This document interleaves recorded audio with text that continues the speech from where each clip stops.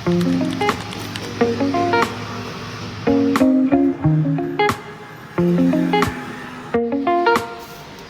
morning guys from Taipei, Taiwan. At nandito ako ngayon sa Ximending.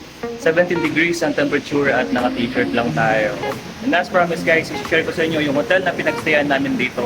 Pero bago yan ay bibili muna ako ng almusal namin. Let's go!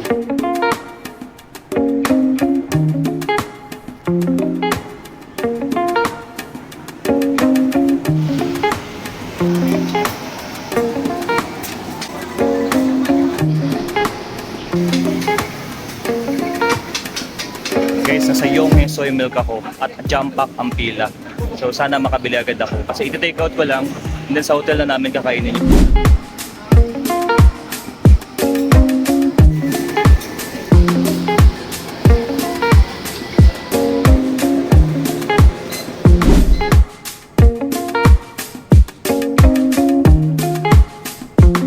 Nakabili na ako ng almusal natin, soy milk and the bread.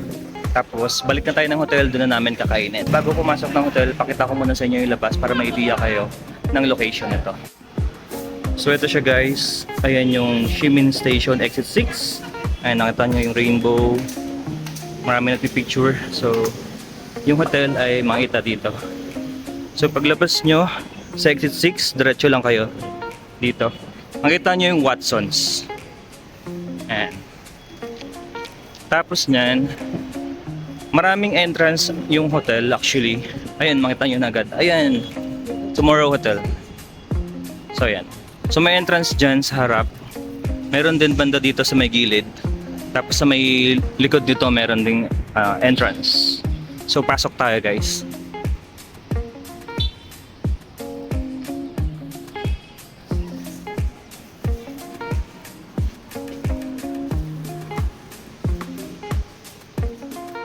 So ito maraming mga chairs, meron din yan doon actually.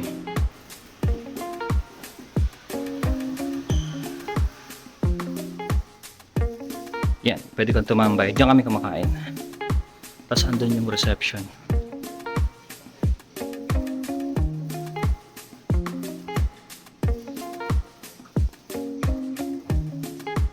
And meron ding hot water dyan guys. And then ito yung reception. May mga ice cream sila, cake, and a coffee. Pwede nyo rin iwan yung gamit nyo dito.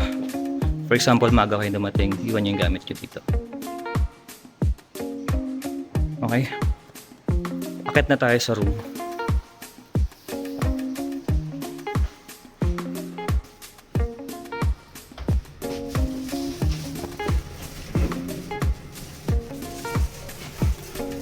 Sa third floor kami.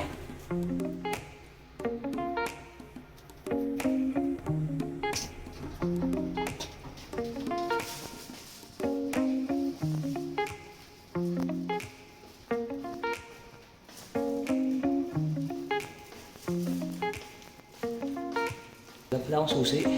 Kakatok lang ako, wait lang.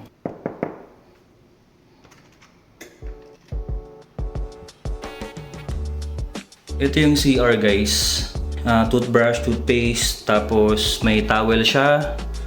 And ito yung tissue, toilet. And meron siyang bathtub, shower, may shower gel and shampoo. Mga normal na kailangan yan. Problema nga lang guys is wala siyang bidet. Ayun lang. Malinis naman siya. Ayan, tanya naman. So ito yung ibang part ng room. Ayan, pasensya na kasi may mga gamit na. At yung bed, malaki naman yung bed, malapad naman siya. Tapos ayun, may mga telepono dito, mga saksakan, ibang switch, maliit na table. Tapos may TV siya, hindi naman namin masyadong ginagamit. And then meron siyang blower. Tapos actually may tubig yan na dalawa na nainom na namin Tapos ito yung table, maliit lang. So yun guys, okay naman para sa akin yung room. Maliit lang siya. Enough na para tulugan lang naman. Tapos yung bed, literal na double bed, dalawang single bed na pinagdugtong. Tapos may maliit na chair tsaka maliit na mesa. Patungan lang ng mga gamit, ganun. Kung wala lang siya yung cabinet para at least andun sana yung mga ibang gamit para hindi nakakalat dun sa sahig. Tapos sa CR walang bidet guys. Yun lang yung problema, walang bidet. May nabibili naman ata sa Lazada yung parang Basta something, di ko alam tawag dun eh. Ang mababait naman yung staff nila, nag-a-assist naman talaga sila. Binibigay niya kagad yung mga request niyo, ganyan. Tapos meron silang voucher, ayan o. So pwede niyo siyang i-redeem ng cake, coffee, ice cream. Ito. Ayan. Kaso kailangan niyo mag-review sa Google Maps. And then meron silang pa-free na kotse. May pa-raffle siya, parang every 1,000 NT meron kang isang entry. Tapos ang draw niya is December 2024, end of this year. Yung pinakagusto ko dito sa hotel is yung location talaga guys. Sobrang dali lang niyang hanapin. Ayun nga, paglabas nyo ng exit 6, yun na agad, nasa harapan nyo kagad, nasa Watsons na siya. Kung ikaw nakapunta ka na ng Taiwan, for sure, nakapag-book ka ng hotel na sobrang hirap hanapin. At syempre guys, sa pagta-travel, nakaka-consume kasi siya ng oras pagka ganun, yung hanapin mo pa kung saan yung location ng hotel. Kakaiba kasi yung ibang hotel dito guys, diba? Per floor siya. Kunyari, second floor, first floor, ibang pangalan ng hotel, iba-iba siya. Ang problema pa minsan, ang liit ng pangalan, hindi mo agad makita. Hindi mo rin agad makontak yung host. So, ayun. Para hindi kayo mahirapan maghanap ng room, I suggest ito, okay rin to. Tsaka mura siya kasi nakuha namin to ng 1,800 per night. At binook namin yung hotel same day ng departure namin habang nasa Grab kami. Actually, few days before departure, nasa 1.5 siya, 1.4, 1.5 ata, ganun. Tapos nakalimutan namin i-book. So, ayun. Bigla na lang kami nag-book. So ayun, kayo na mag-decide kung gusto niyo yung room.